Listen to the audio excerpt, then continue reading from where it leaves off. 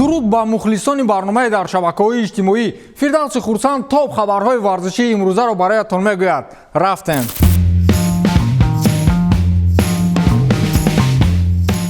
санаи баргашти мухлисони футболи англисӣ ба майдонҳо рӯз то рӯз наздиктар мешавад. аммо бовар кунед, то расидани рӯзи баргашт, яъне 2 декабр, раҳбарияти мамлакати Англия маҳдудиятҳоро дар ин маврид пурзур кардан мегиранд. як ҳафта пеш онҳо нагуфта буданд ки мухлисонро роҳ медиҳем, аммо фақат 4000 нафарро.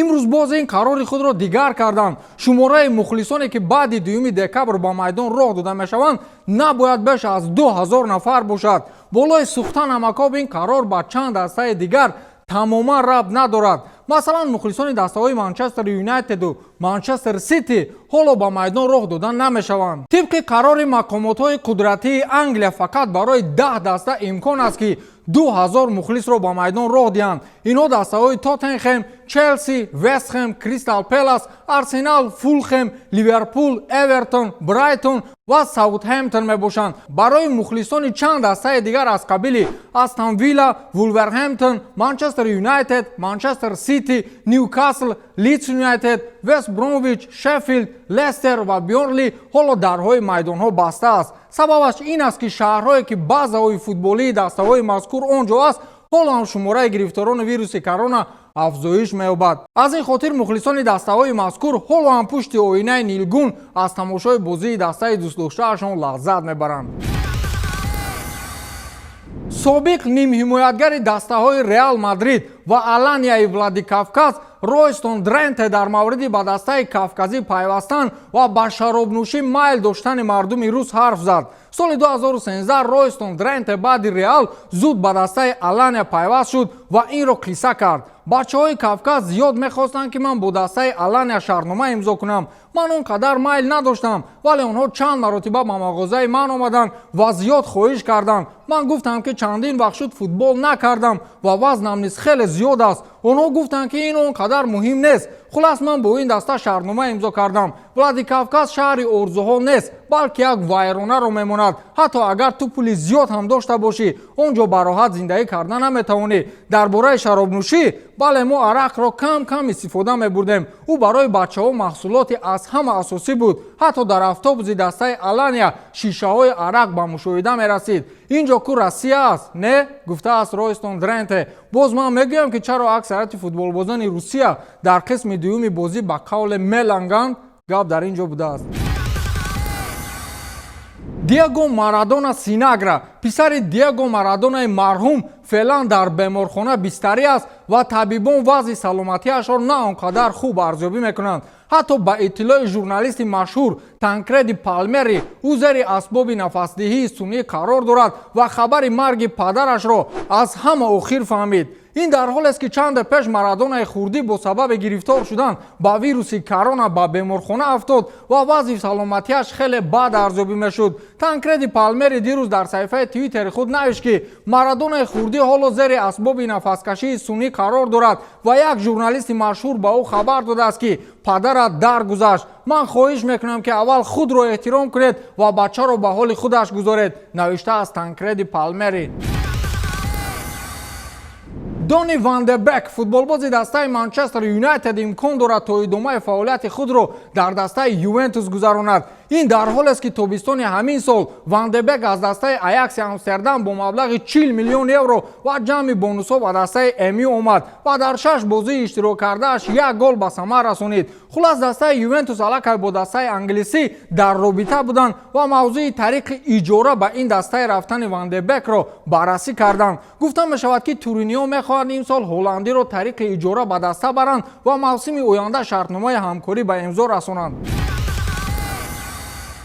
ман як бор ба шумо гуфта будам ки ҳар касе ки президенти Барселона шудан мехоҳад, бояд барои Месси корҳои бузурге ба сомон расонад, вагарна дар овоздиҳӣ ягон кас ба ӯ овоз намедиҳад. номзадҳо бошанд ин андешаи маро ба қавле ҳис карданд. дар нақшаи кории ҳамашон аввал номи Месси аст. имрӯз як тои дигараш ба хотири ба даст овардани дили мухлисон медонед чӣ кор карданист? номи таърихии майдони Камп Ноуро бо Месси иваз карданист. акнун инаш аз ҳад зиёд нест ба фикри шумо? Эмили Руссо номзад ба президенти бошгоҳи Барселона ба мухлисони даста ваъда додааст ки дар сурати президент интихоб шудан аввалин коре ки мекунад ин номи майдонро Камп Ноу Месси мемонад. бовар кунед чанд номзаде ки ба президентии бошгоҳи Каталонӣ исми худро пешниҳод карданд, ягонтааш то ҳол дар мавриди пешравӣ ва дастаро аз гирдоби нокомиҳо наҷот додан ҳарф назадааст. ҳамаашон фақат як гап доранд: мо Мессиро дар даста нигоҳ медорем, номи майдонро Месси мемонем, маоши Мессиро зиёд мекунем, охир маро мебахшаду он футболбозони дигари Барс барои бобоҳошон бозӣ мекунанд.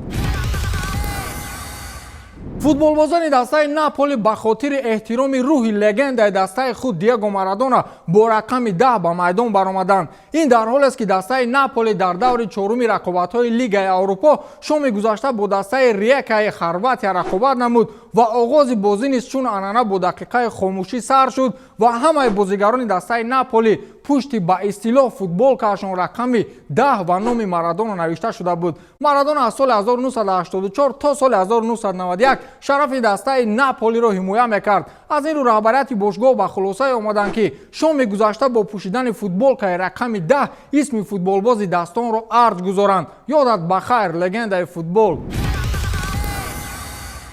Златан Ибрагимович, футболбози дастаи Милан, дирӯз бо сармураббии мунтахаби Шветсия Яне Андерсон дар мавриди баргашташ ба мунтахаб вохӯрӣ гузаронд ва қарор аст ки шоҳи футболи Шветсия ба ҳайати мунтахаб баргардад. шухӣ Амин Ибрагимович ҳам дар пирӣ хеле муваффақ мешавад. ҳоло ӯ қариб 40 сола аст ва 4 сол пеш ӯ охирин бозии худро дар мунтахаб гузаронида буд ва ӯро ба қавле пир шудааст гуфта ба МЛС равон карда буданд. Ибрагимович дар ин муддат ба ҷаҳониён исбот кард ки ӯ ба истилоҳ атлети воқеӣ аст ва ҳоло ҳам аз 80% футболбозони ҷавон авлотар бозӣ мекунад. ин аст ки ӯро гашта ба Милан оварданд ва ҳамакнун мунтахаби Шветсия низ ӯро дар ҳайати даста шомил мекунанд. ин аст ба пирӣ тан надодан, бигзор то 60 солагиаш бозӣ кунад. Маркус Решфорд, футболбози машҳури дастаи Манчестер Юнайтед, дар номинатсияи варзиш барои тағйироти иҷтимоӣ ғолиб гардид. ин ҷоизаи Ассотсиатсияи журналистони Британияи Кабир аст ки ҳар сол ба шахсони хайрхоҳ дода мешавад. Решфорд имсол барои беш аз 1.3 миллион кӯдакони нодори Британияи Кабир маблағ ҷудо кард ва ин маблағ ба як ширкати хайриявӣ гузаронида шуд ки дар таътили тобистона хӯроки севақтаи кӯдакони мактабҳои барои камбизоатон фаъолият мебурдаро таъмин намоянд. аз ин рӯ дирӯз Решфорд ба ҷоизаи варзиш барои тағйироти иҷтимоӣ сарфароз гардонида шуд. ба Решфорд ғайри респект дигар чизе намегӯем. Респект.